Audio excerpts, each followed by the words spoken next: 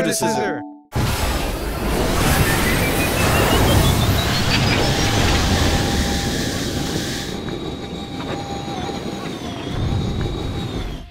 PlanetSide 2 is a pretty new first-person shooter that's not only free, it's an MMO, believe me or not, and it's also created by Sony Online Entertainment for the PC.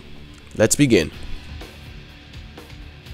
PlanetSide 2 is pretty big. There's 3 big-ass continents with their own environment. One that's snowy, there's one that's rocky, the other one, I have no idea what the other one is, I've never been there.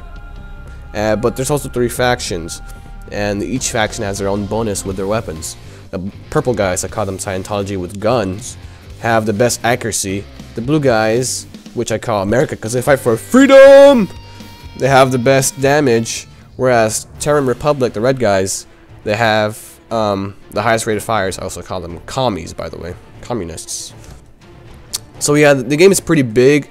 Not only are there 3 big continents, there's a lot of players inside them too. There's around, I have no idea, I'm just guessing, 2,000 people per continent. That's pretty big in my opinion. That's how it feels like.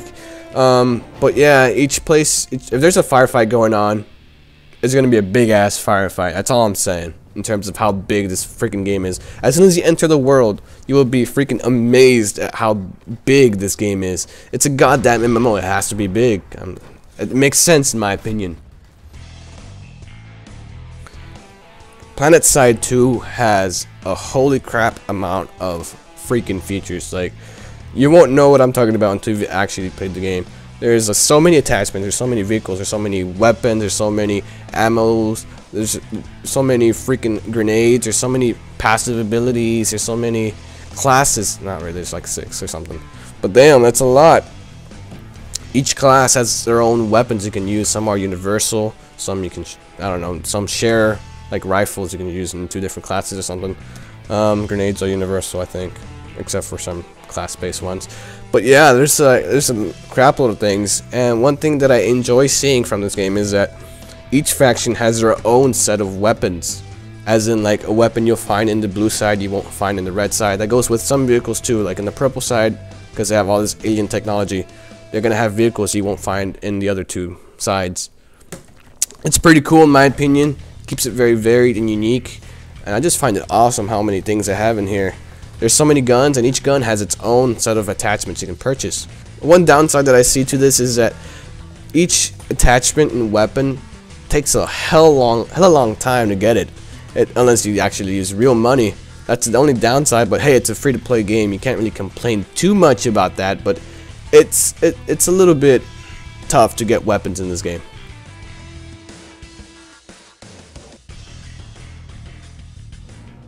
PlanetSide 2, to put it simple, is a pretty balanced game. There are no overpowered classes, weapons, vehicles, or factions.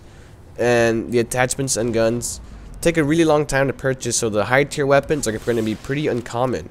And there are no faction that has a distinct advantage over another, which makes PlanetSide 2 overall a pretty well-rounded game that's based mostly on skill and cooperation between the players. PlanetSide 2 has, surprisingly, not that many flaws, so I'm just going to hit them all in one go and get them over with.